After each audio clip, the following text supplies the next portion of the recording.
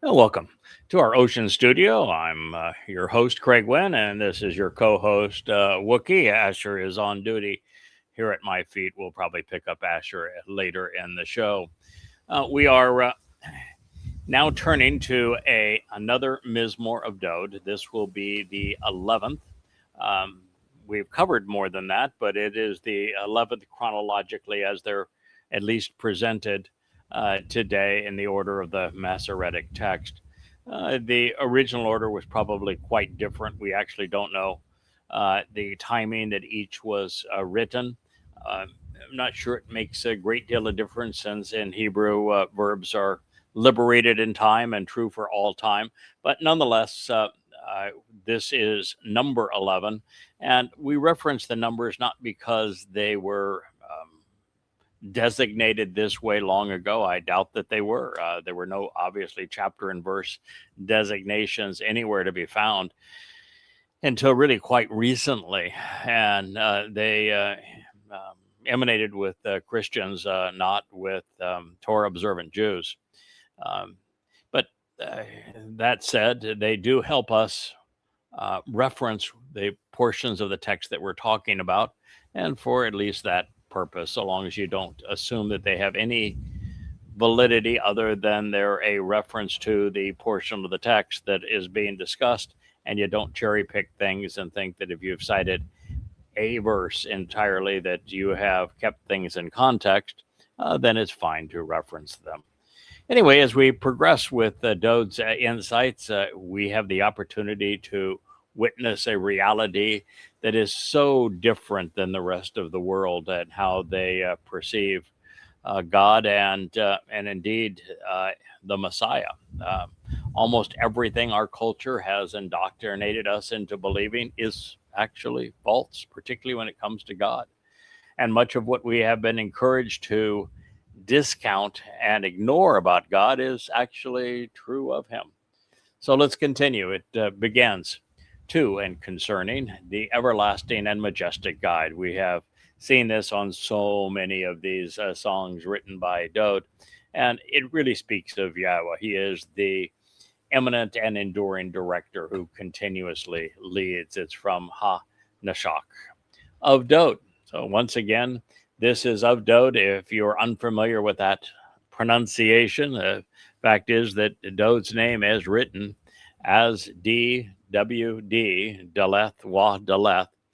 Every time that anything is attributed directly to him that he wrote, so my guess is he probably knows how to spell his own name, and anything written by a prophet within 3 centuries of Dowd's life is also written as Daleth, Wah, Daleth. So I'm going to assume that God knows how to pronounce his son's name and write it, and that the king also was literate and could write his own name. And therefore it is Dowd. There was never a V sound in Hebrew language. So it cannot be David. And the I does not appear in his name. There is in some of the books that were written much later, a supplemental yod added to Dowd. It's only about 20% of the overall times that his name appears that the yod is added between the wah and the final daleth. But as I say, every other mention, and particularly all those closest to him, are written Dowd, Wah, Daleth. So you should just become more familiar with it. That's his name. We don't have any right to change it. He is God's chosen one, and that's the name that was chosen for him.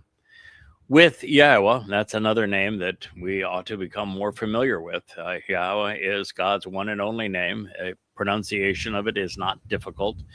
You can come to it very directly, although I take an entire chapter to prove it to you. Don't want the microphone to be in your way there, Wookie. I'm sorry if it's intruding on your napping area.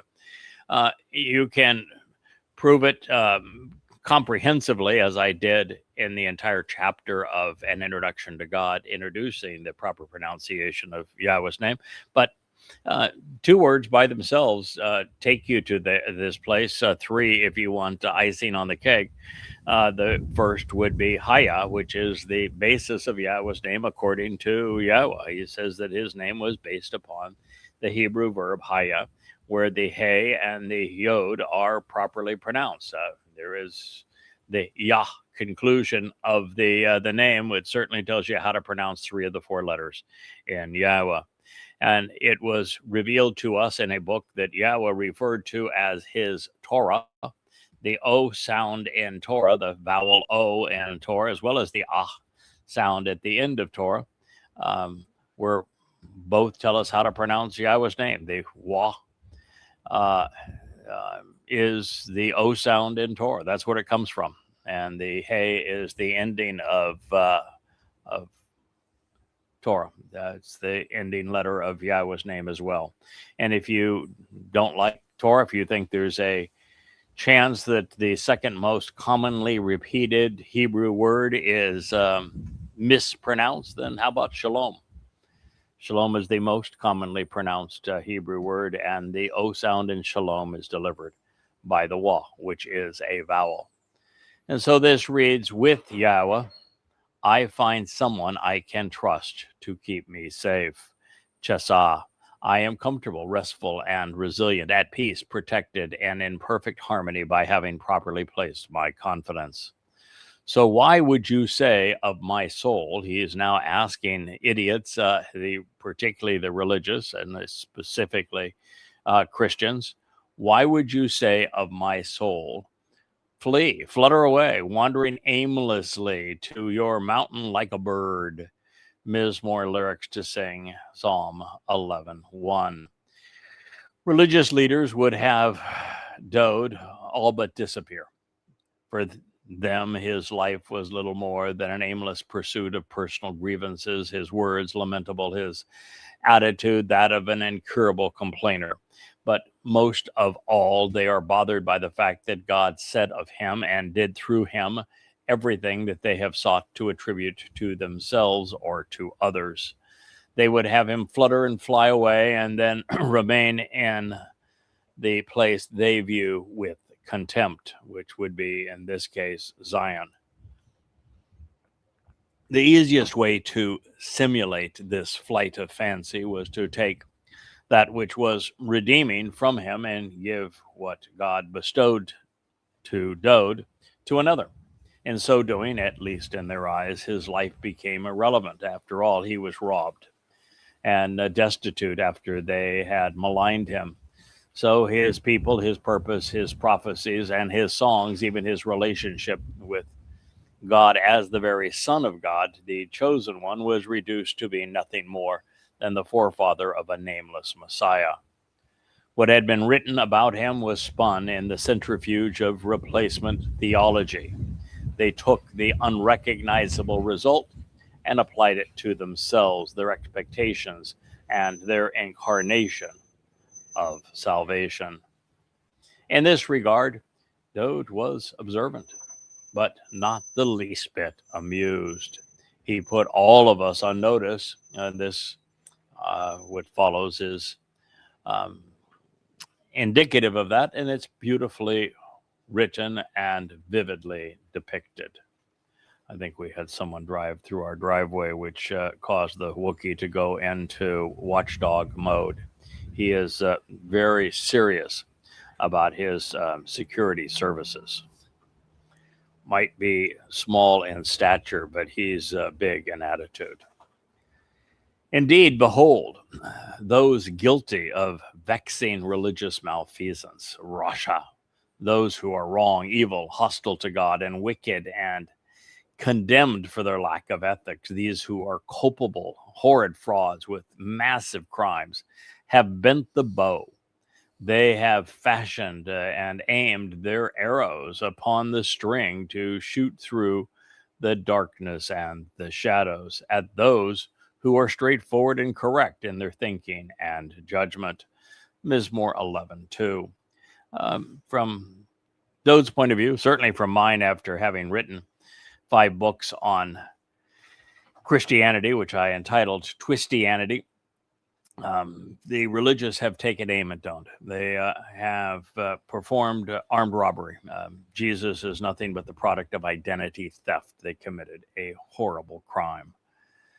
So this is prophetically addressing the times when Imperial Rome, the Roman Catholic Church, the Holy Roman Empire, and all that would grow out of this beast, including the Orthodox and Protestant versions of Christianity, European kingdoms, and indeed the Third Reich, and now the Fourth, based upon MAGAs, are all ready to assail everything that pertains to God. They have bent the bow of religious malfeasance and pointed their arrows directly at Yahweh's people, Yehudim, Jews.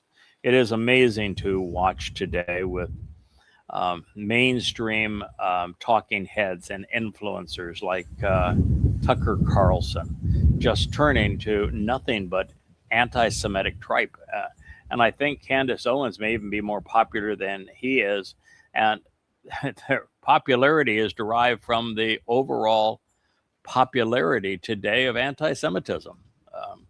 The world has gone crazy in its hatred of Jews, blaming Jews for everything. It's back to what the world experienced in the beginning days of Hitler's rise to power and the Third Reich, now with the rise of the Fourth Reich and Donald Trump. It's going to turn out very, very badly for the world at large. And these idiots promoting this, who are taking aim, who have placed their arrows on their bows to take direct aim at all things that pertain to Yahweh, Dowd, and the Torah and the prophets, the covenant, the Moed Mikre, Yisrael, Yehudim. The next 10 years is going to be their dominion, and they're going to make a mess of this world, and the result is that they will not survive beyond that period of time. They'll all be gone. So this following statement is a rhetorical question. Dowd is asking us if we know the most appropriate way to respond to what Paul and his Roman Catholic Church have done to demean and replace Yahweh, his Torah, and his covenant. Boy, speaking of the Roman Catholic Church, beginning to just to see some semblance of what Pope Leo has been advocating. He was always a bit crazy. You could just tell that there was something not quite right about that dude. You know, he began by groveling all over statues to Mary, and the traditionalist says, "Wow, this is a man after our own cause. He's going to be there to support Mary, the Mother of God, the Queen of Heaven, and the Madonna and Child," and was venerating statues of her. And now he's saying, "Don't pray to Mary. No, don't pray to Mary," and putting crowns on the heads of babies and statues of Mary. I'm telling you, this is one weird dude who don't know how that's going to turn out. But, you know, since he's a young enough man, he is likely to be the last pope unless he is somehow unpopeized through his most recent edicts. We'll see how it plays out. I don't have a dog in that hunt, and that I'm exceedingly anti-Christian and particularly anti-Roman Catholic, but it is nonetheless interesting. So indeed, when the most basic principles, the very foundation, the shath, the fundamental elements which frame and define issues, the purpose and the means of support are torn down, Wookie, they don't do that. What should those who are right do? Mizmowr lyrics to sing Psalm 11:3. Obviously, Dowd knew the answer, which is why he was asking the question. We should know it too, because, well, we have read what Yahweh inspired him and other prophets to compose. And having studied his response, that would be wise for it to reflect our own. And in this regard, the Messiah and Son of God, Dowd, is blatantly and boldly confrontational. He is ever prepared, willing, and ready to expose and condemn that which is Rasha, that which is contrary to God's instructions, and those who claim that they speak for the Christian God against Jews are Rasha. We should oppose them. We should condemn them. So let's be clear. The most basic principles of the Torah have been assailed and dismantled by Christianity. It began with Yahweh's name and even Dowd's name. The Christian God would not be known as Yahweh, and the Messiah would not be Dowd, but instead be called the Lord Jesus Christ, although there was no Jesus and no Christ in first century Yehudah. Yahweh's teaching and guidance would be mischaracterized as laborious and as a list of arcane laws which were no longer relevant and could not be obeyed, nor could they save. And this is largely the function of rabbis mischaracterizing the Torah as laws, when the Torah is not a set of laws, it's a set of instructions. It contains guidance. The Torah is an exceedingly unreligious book. Yahweh's covenant was replaced with a new and different one, completely detached from the Torah and from Israel, even from Yahweh. Its conditions and benefits would be forgotten and annulled. In the 89th Mizmowr, the first statement that Yahweh makes relative to Dowd is to say that it was through Dowd that he cut. Therefore, he established his covenant. Therefore, without Dowd, there is no covenant. Not a first one, not a second one, not an old one, not a renewed one. There is no covenant. Yahweh said explicitly that he, cut, established his covenant, the Bereth, the one and only covenant, with Dowd. Calls him out by name. He says that Dowd is also his chosen one, and he says that Dowd is his co-worker. That's just in the opening statement by Yahweh in the 89th Mizmowr. It would go on to say many, many more things about Dowd, even calling him the Taruw'ah, which is the sacrificial lamb that fulfilled Pesach, that he is called by Yahweh the Son of God. And he is said to have been anointed directly by Yahweh, making Dowd the Messiah, not that other guy. So the invitations to be called out and meet with God would suffer a similar fate, each superseded by a Babylonian holiday, beginning with Christmas and Easter. But, the rabbis also played a role in this. They misappropriated every one of God's instructions. They completely ignore matzah, making Passover a 7-day holiday when it's just the first day of matzah. They ignore Bakurim. They have twisted Shabuah so it's no longer has any semblance of meaning. They've turned Taruw'ah into a Babylonian holiday. They've added Purim with absolutely no basis in Yahweh's teaching. They have added Hanukkah again without any instruction from Yahweh. They have corrupted Kippurim so that rather than being a day of reconciliation and a day to celebrate the return of Messiah, Dowd, and Yahweh, it is now a day for twirling chickens and for abusing oneself. And Sukkah is a time to live in grass huts, straw huts, as opposed to a celebration of our return to Eden in just about 7 years from now. They have it all messed up.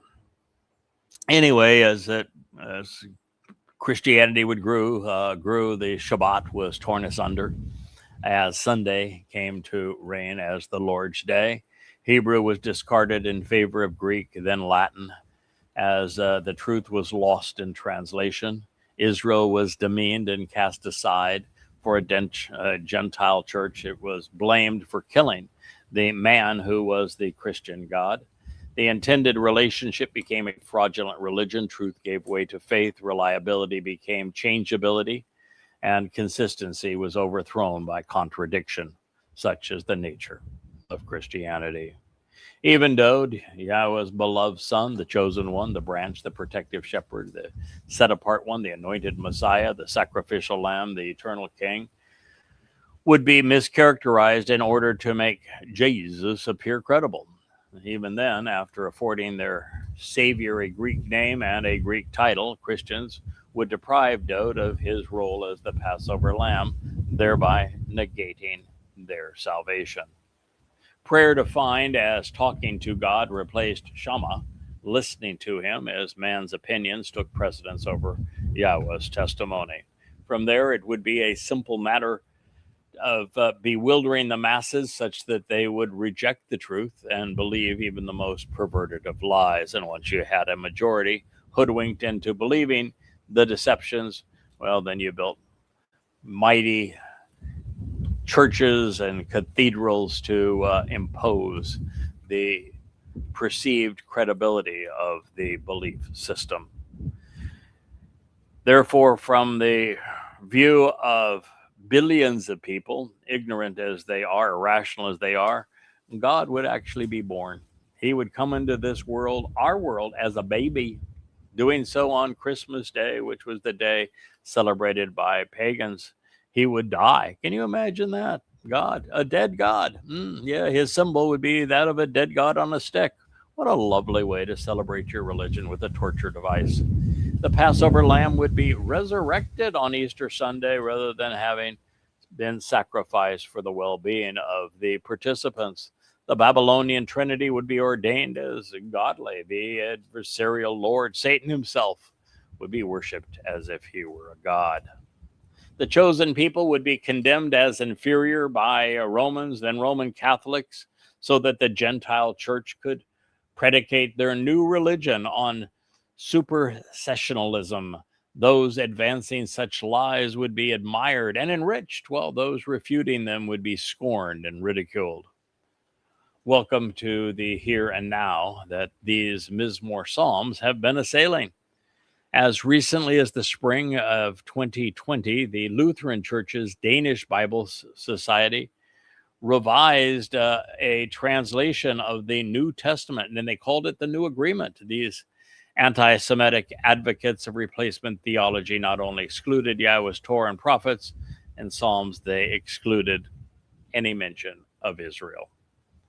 Ignoring the obvious that present-day Israel is located within the boundaries God depicted, that the population is comprised of Yehudim Jews, and that their official language is Hebrew, and that there are countless prophetic declarations depicting Yahweh's return to Israel on behalf of the Israelites, the Bible Society justified their conspiratorial animosity and rancid racism by falsely claiming the ancient Israelites are not linked to any substantive or material way to the contemporary modern state of Israel. Huh? What? Because you want it to be true? Because you say that it's true? Doesn't make it true. The biblical narrative of the Israel has almost nothing to do with contemporary Israel other than the intentional manipulation of sacred text to justify a political project.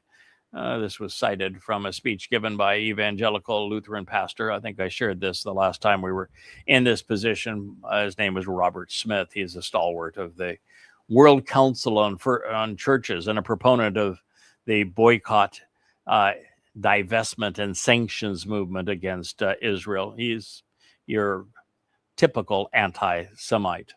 So when liars lie, especially religious narcissists and self-aggrandizing psychopaths, they almost always project their own following or faults on those they oppose. And this is precisely what has occurred here. It is the Danish Bible Society that is trying to justify a political project, and they have manipulated their sacred text to claim for themselves something that has nothing to do with them. Now, at the same anti-Semitic conference, a Muslim who had converted to Christianity, we'll call him a fake Estinian pastor. His name was Mitri Raheb. He chimed in. He says, "It wasn't the Lord God who promised Israel the land. It was the Lord Balfour." Cute, but stupid. And he would indict himself further with Jesus was a Middle Eastern Palestinian Jew. No.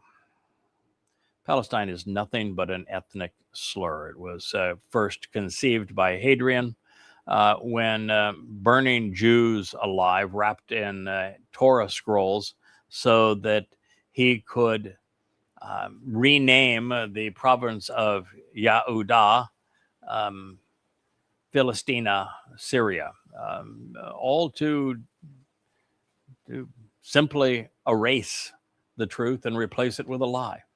And it would have been a forgotten lie, a stupid, irresponsible lie that no one in their right mind would have continued, except, well, the British have never been in their right mind. They have always been anti-Semitic. They're the scum of the earth, and they're the ones who kept the lie alive. By the way, Lord Balfour, yeah, he was a Brit too. Well, I can't speak of for the Lord of a-holes. Yahweh spoke of Israel. He spoke of Zion. He spoke of Jerusalem over 3,000 times in his Torah, promising to return to this very place on behalf of his people. Unfortunately, based upon what Dowd revealed in his Mizmowr, those of us who have come to love Yahweh, adore what he and Dowd have achieved together, we will endure. And this putrid, jaundiced verbiage of those who oppose Yehudim and Yisrael, they will be no more. Good riddance. Life is about, well, exclusion and inclusion. We are afforded the opportunity to choose between God and man. Christians have chosen man. I've chosen God. I hope you do as well. Now, long ago, some 14 billion years, of course, looking back from our perspective, relative to the position, God's position at the Big Bang, it would have been just 6 24-hour days, the proof of which that 6 24-hour days and 14 billion years are the same length of time relative to the vantage point of the witness is proven by the microwave cosmic radiation that emanates still from the Big Bang. And when you do the math, you'll see that time was stretched to 10 to the 12th power. You divide 14 billion years by 10 to the 12th power, you get 6 24-hour days. So this is an equivalence that, well, Twistians have never managed to make. And since he created the universe, conceived life, authored his Torah, and offered his covenant to become part of his family, anything our Heavenly Father could do with us or through us, he would not do alone. This is one of the things that is just completely missing through the religious. God specifically said that he was not going to speak directly to his people, that he would, in fact, speak through men of his choosing. This means that God could not have been Jesus. I mean, the fact is, God's not a man. But this notion that God spoke directly to his people as Jesus contradicts what God said that he would do. Now, in heaven, he has positioned himself, and he has done so in a way that can empower us to condemn those who would do that which God has warned against. And whether or not we engage as he intended, well, that's up to us. But be aware, even though Yahweh is leaving this up to us, he is aware of our choices in this regard. He knows those who can be trusted to engage and to support his agenda. So Yahweh is in his set-apart sanctuary. This is something that Yehudim Jews would be wise to know, because they think that they can go off to war with yet another enemy or bomb the same enemy and that God is going to protect them. That is not the case. He would if they would return to him, but they have not. They've written him out of their name, out of their country, out of their religion, out of their lives, literally erasing his name. And so Yahweh is not going to return and protect them until they return and to him. So Yahweh's seat of honor is in the heavens. This is true. He uses his faculty of sight to perceive what can be observed regarding the agreement. His gaze is like the beam of light, and it assesses the children of man. This is Psalm 11:4. For most of the past, 3,000 years, Yahweh has been hands off. allowing man to do as he pleased. He intervened to provide, well, this and other prophetic testimony through prophets such as Yeshaya, Yirmiah, Zechariah, Hosea, and Malachi, Yoel are all examples. And otherwise, he has been silent. He consented to have his beloved son Dowd fulfill his obligation to serve as the Passover lamb and to honor his promise on behalf of the covenant regarding, well, unyeasted bread, firstborn children. And by fulfilling these Moed Mikre in year 4000 Yah, 33 CE, in his second of 3 lives, well, Dowd has enabled the promise of 7-7, which is upcoming. And he has intervened through his malach, his spiritual representatives, to protect those who have been about his business. Well, that's it. There has been nothing more. And that isn't because God wanted it to be that way, but because we left him with no other viable option. Yahweh looked for someone who was willing, but he found no one. He makes that very clear through the prophet Yeshaya, Isaiah. Not for a decade, not for a century, not for even just a millennia, but for a score of centuries. He found no one, not among his people, not even among Goyim, that would listen to him. Pretty amazing, considering he is God, considering what he had to say. Now that we are approaching the time of God's final return, this will be on Yom Kippurim in year 6000 Yah, October 2nd, 2033. Yah was moving among his people. He's inspiring those devoted to the prospect of calling his people home. He is now easier to find and know than he has been in a very long time. And God wants to interact with his children. It's all he has ever wanted. But for that to occur, we have to do our part. Our approach to God must be based upon facts, and our assessment of his testimony must be accurate. And then we must respond correctly. And even when we make mistakes, we must show that we can correct them, learn from them, and grow as a result. And as this occurs, our motives will be genuine and we will engender God's respect. It says Yahweh examines the genuineness, the bakan. He observes, closely examining, carefully considering, even testing the reaction of those who are upright and correct. This is something I just want to underscore because it is so essential to understanding what went wrong in the garden 6,000 years ago and what's going to be the purpose of going forward through the celebration of Sukkah as we move forward in time to October 2nd or 7th of 2033. When Yahweh evaluated what Adam did in the Garden of Eden, he came to the conclusion that there was no way to resolve what he had become. He became lethargic. He was not listening. He was not responsive. He was not engaged. He was making no contribution. And God recognized that in any mistake he made, there was no attempt to correct it. If he stumbled, he remained down and wallowed in his pity and shame. Under those circumstances, there was nothing God could do. He could not allow Adam to be anything more than he was. And as he was sort of like a goldfish swimming in a bowl in this protective enclosure. So God made the decision to cause the fall of man to give us the opportunity to rectify that situation, to show that we could be observant, that we would be willing to listen to what he has to say, to be thoughtful about it and consider the consequences of his instructions and guidance, and then to be responsive, to engage, to make a contribution, to make the covenant relationship better, to make our lives and God's existence more interesting, more enjoyable, and mostly to demonstrate that we could be trusted, we could be relied upon, that when we made a mistake that we would learn from it and grow as a result. Are we genuine?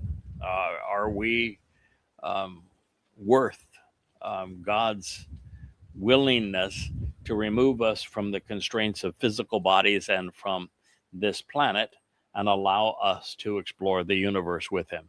And for that, God must know that we are trustworthy, that we are observant, that we are genuine, that we can be relied upon to do the right thing. And if we make a mistake, to learn from it.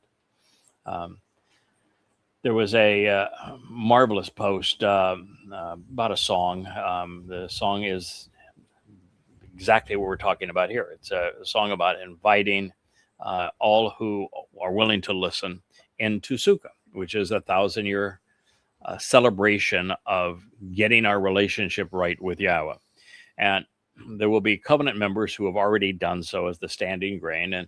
And Yahweh is going to allow this mortal remnant of Yisrael and some Goyim into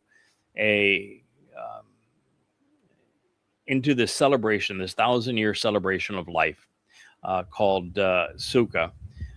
And in it, the entire earth is going to be transformed in the conditions found in Eden. All religious and political effects are going to be eliminated, as will be all those who are overtly political and religious and conspiratorial and militaristic. They'll all be gone. All anti-Semites will be gone. And during that time, the primary purpose will be for this mortal remnant to learn how to listen to God, how to evaluate what God has said, how to respond appropriately so they're engaged, making a difference, making a contribution, and show that they're genuine, that they can be trusted. This is what we're going to be doing. And there was this beautiful song on it, and a first-time attempt by some of our newer team members in the graphics, the branding group. I had created a video and graphics to go with the song, and I noted, well, you've done a marvelous job. This song's beautiful. The graphics are beautiful. I have some suggestions, however, and the suggestions were, there were some typographical errors, about 20 of them, and you probably want to clean those up a little bit. And since the invitation is to Sukkah, it's back into the garden and not walking through a desert. So let's change that graphic a bit if we could. And I said this in the light of this very thing. We're going into Sukkah. It's a time of examination, of careful consideration, of constructive criticism, if you will. And we can say that's a good start, which I did, and then say, here's how we can make corrections and make it better. And we need to be comfortable with that kind of thing, because that's going to be our experience over the next 1,000 years. So God's going to examine the genuineness of those who are upright and correct, of those who have been allowed into the garden. And then it says, but the deceitful one who is wrong and religious, the Rasha, the fraudulent, the wicked, the guilty of leading others astray, and the one who is fond of a cob, who desires and becomes familiar with violence, that which is wrong, destructive, that which terrorizes and maims without moral restraint, plundering and looting others, he hates his soul. Yep, that's what it says. He hates his soul. Mizmowr lyrics to sing Psalm 11:5.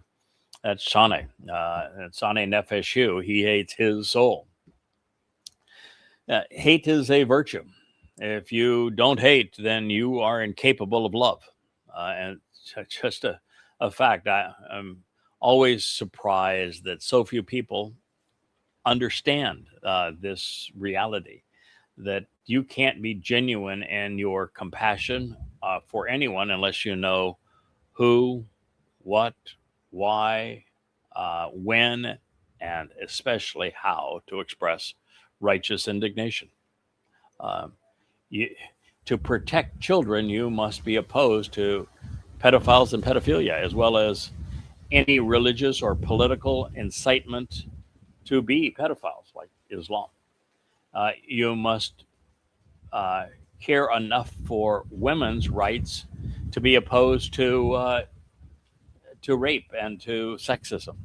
And uh, religions are the primary instigators of the debasement of women. And if you do not despise those things which have been so hostile to women, including the rape of women, then you're not being compassionate. You're not being just. Uh, you should be opposed to terrorism and to religious and political doctrines that encourage it. So there are things that you must be opposed to and despise for you to be compassionate and loving, for you to be moral, for you to be righteous. And God is trying to model this for us and to tell us that when it comes to those who are misleading Rasha religiously, um, and those who are violent, those who are destructive, those who are terrorists and maim others without moral restraint, who plunder and loot them, that he hates them.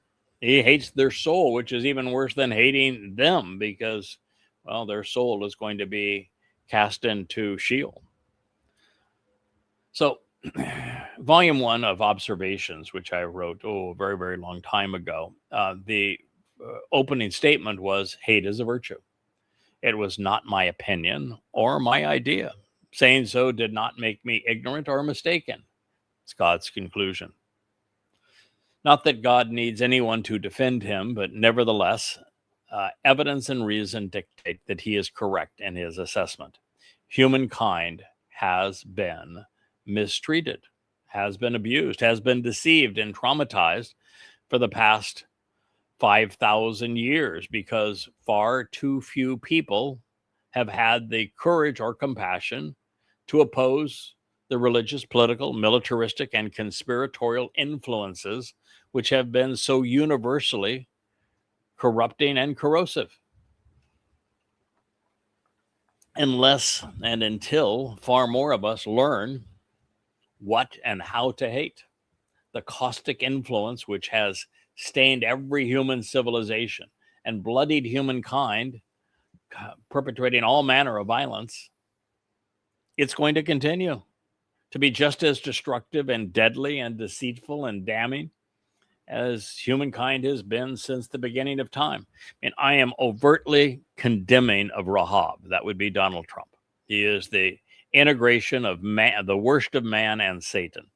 And to not denigrate him is to be among the many who fail to warn the world of the consequence of someone this disingenuous, of someone this demonic. We need to hate, and we need to know what and how to hate. Otherwise, there is no love. If you have a daughter and there is a perpetrator next door that has a history of preying on little girls, and you find this man trying to abduct and denigrate your daughter, you damn well better hate him. And if you don't, then you are a worthless piece of crud yourself. So terror exists and it prevails because it's not one in a million of us who has invested the time, who has demonstrated the courage, who has embraced the characteristics which have caused Yahweh to inspire Dowd, and who will, as a result, expose and condemn Islam. The religion is responsible for 95% of today's terrorist atrocities.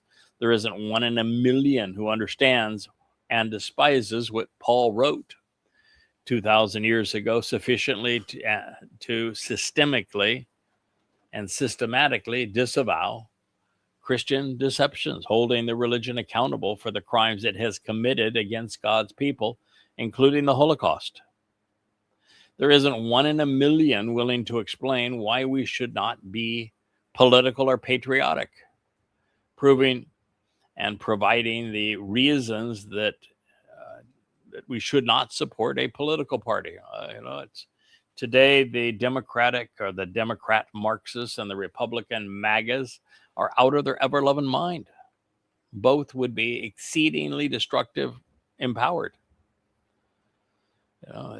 Don't support a political party. Don't support any military. Don't support a spy organization, international diplomacy, or religion. These are counter to God. They are counter to the well-being of humankind. Now, until far more people come to their senses, shed their ignorance, develop some character, and start thinking rationally, deceit and violence will continue to ravage our world with its carnage, littering every place on earth. Well, at least until such time as Taruw'ah in year 6000 Yah, 2033. Now, for love to prevail, hate must exist. For there to be truth and for it to be known and accepted, lies must be loathed. There are many things that God has identified worthy of our disdain. For us to do as we should, they must be known. They must be understood. They must be exposed. They must be condemned. That's why I've written 13 books in the Goddamn Religion, Twistianity, and Babel series. All words should be wielded wisely using evidence and reason, which is precisely what I have done. Go to yadayah.com. Read those 13 volumes if you want to know how evil prevails. Now, before we go on, I want to reinforce a couple of things. Now, you guys get comfortable there, Wookie. I don't want you to work too hard at this. So the things I'd like to reinforce that are essential to Yahweh in this regard is, first, that God said that he hates the soul of the individual who disseminates lies on behalf of religion and who advocates violence. Now, this means a couple of things. First, we should never promote violence as a solution to any problem. We are encouraged to use words.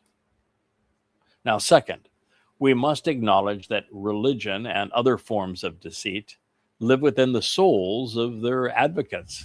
The treacherous will continue to be corrosive as long as the proponents of such tactics exist.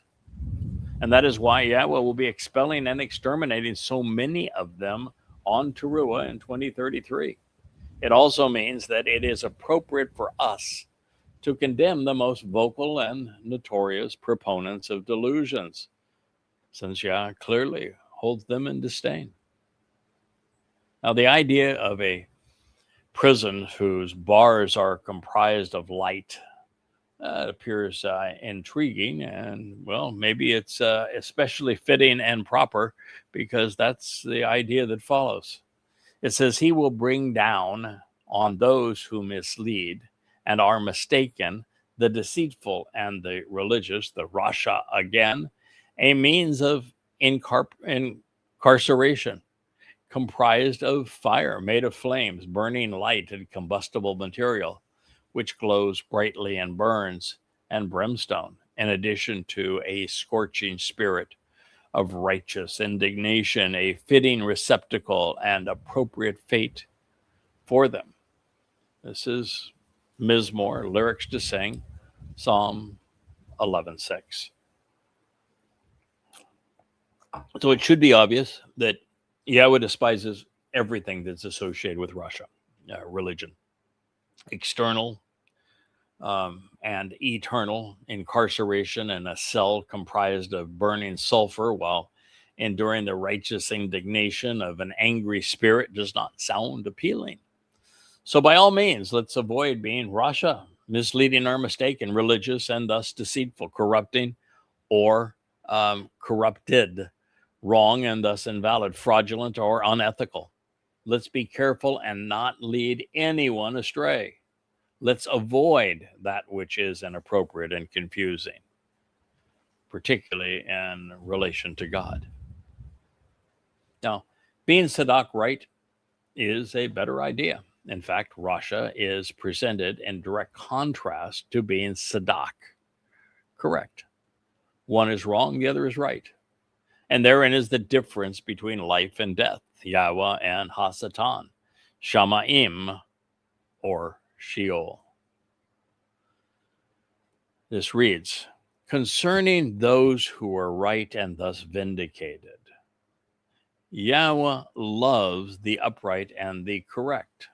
The straightforward and the reasonable shall gaze upon his face. Psalm 11:7. Well, that's the corollary, isn't it? God hates the overtly religious and those who are so vicious. But if you're right about him, Tsadaq, which is the single most important thing relative to God, being correct. If you are, then Yahweh loves you. He desires you. He ahab you. He wants to establish a close personal relationship with you. And he will view you as Tzedakah, being upright, correct, and vindicated, innocent. The straightforward and the reasonable, the yasher, those who are on the level and consistent, they're going to be able to gaze upon, to observe and behold Yahweh's face. I think it's so clear. I'm just surprised that there are any religious people. How could you carry around a book that says such a thing and not be responsive to it? Well, there are a significant number of things we need to know, understand, accept, and act upon to appear before Yahweh, and more importantly, to receive his love. But in the end, all of them are bound together by a single idea, and that is Tsadaq, being right. Faith means nothing. Belief means nothing. Religion means nothing. In fact, they're all counterproductive. Being right is what counts. You can't be right until you know. It is knowledge that leads one to being right. And you can even be beyond right when you understand. So when it comes to being correct about Yahweh, the thing I enjoy more than learning the truth is, well, coming to understand it and then sharing what we've come to comprehend. From the very beginning through 22 years and 35 books, we have been committed to more correctly and completely translating Yahweh's words, contemplating their implications, and to going where his guidance leads. Everything Yahweh has revealed on behalf of humankind is all directed at a single idea. God wants us to be Tsadaq. He wants us to be right. Because if he's right, if we're right, then every positive thing can happen from there. And this is an exceedingly good thing, because as it turns out, being Tsadaq right provides direct access to Yahweh's presence and to his love. He just said so. If you want to gaze upon the face of Yahweh, it is essential that you be right about him. Begins by knowing his name, begins by knowing what he said in his Torah and prophets. It begins by accepting the conditions of the covenant, which are 5. It continues by acting upon the means to deliver the 5 benefits of the covenant, which are delivered through the first 3 spring mikre, the Pesach, the fulfillment of Pesach, Matzah, and Makodim. This is how we come to know that God can be trusted and relied upon to deliver on his promises. This is how we come to be immortal, to be deemed not guilty and therefore innocent in his presence. It's how we are enriched and empowered as his children. So in a world that's fixated on faith and hope, on being politically correct, even when it means being wrong, it is reassuring to know that from Yahweh's perspective, nothing matters more than knowing and accepting the truth. This means that everything we have translated and contemplated over these past 25 years has served a purpose. The entire Yada Yahowah family of books, all free at yadayah.com, provides the open-minded and the responsive with the opportunity to be Tsadaq, right? And it's an open book test, but you got to read them. You got to know where to find the answers in the book. You got to know that the answers are there for you. You have to walk away from faith into knowledge. Now, we should not be surprised by any of this, including the, simplicity of it all. It is basic. Even with Abraham and with Yishak, there was a test, one where they were able to demonstrate their understanding and show that their response to God was correct and that they could be trusted to engage and to work with God to make a contribution to what he was trying to achieve. When speaking of being right, in this short psalm, Yahweh's name appears 4 times. Knowing and using Yahweh's name is the first step to heaven. Therefore, it reads, to the everlasting and majestic guide of Dowd, the beloved, with Yahweh, I find someone I can trust to keep me safe, such that I'm comfortable, confident, and harmonious. So why would you say, speaking to the religious of my soul, flee to your mountain like a bird, go away? Indeed, behold, those who are guilty of vexing religious malfeasance have bent the bow.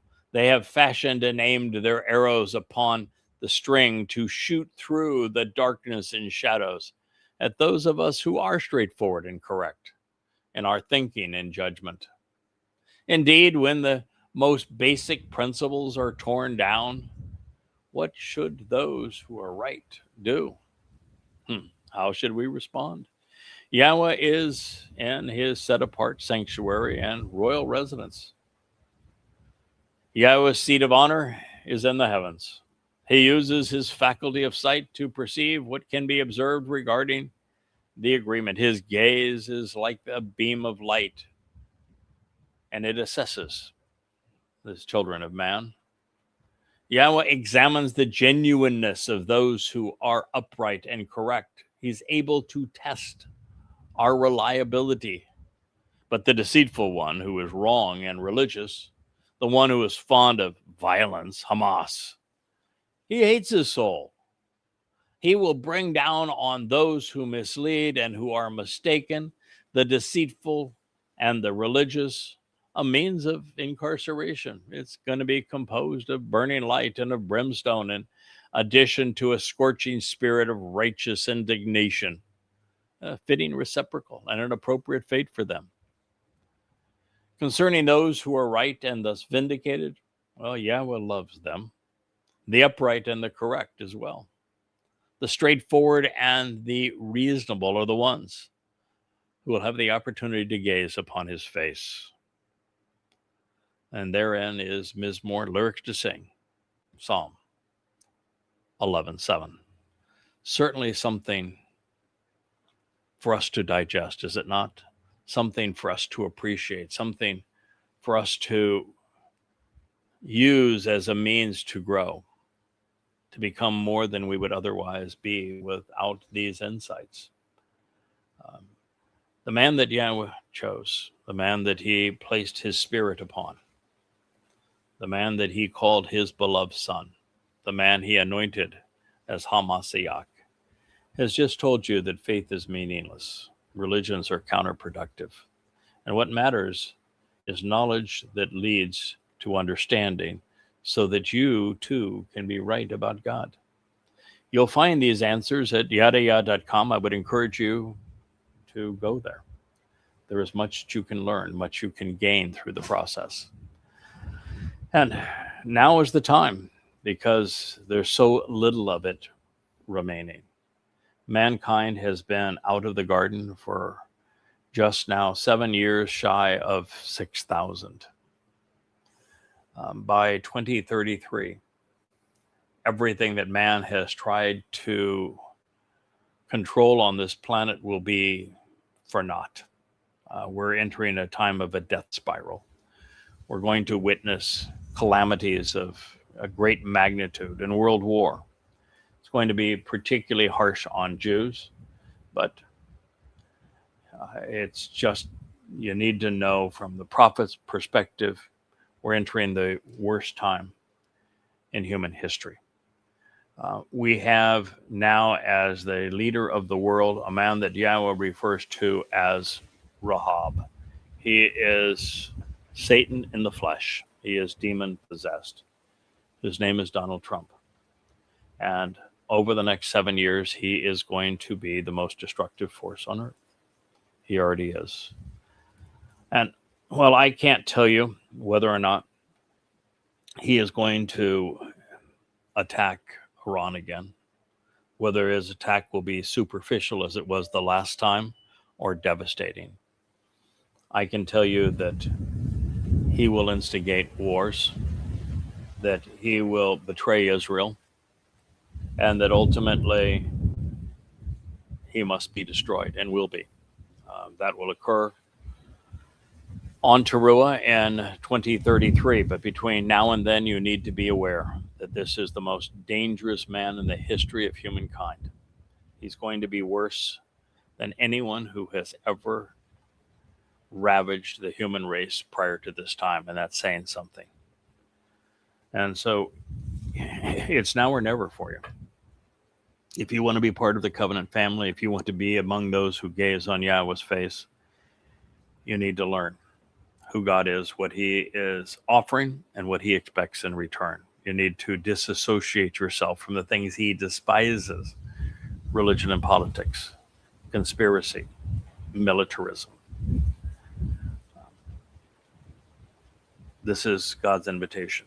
It is our invitation to you on his behalf. I thank you for listening, and we look forward to returning to our ocean studio and the revelation of yet another insight that can be gleaned from our returning King, our Messiah, the very Son of God, our Savior, Dowd.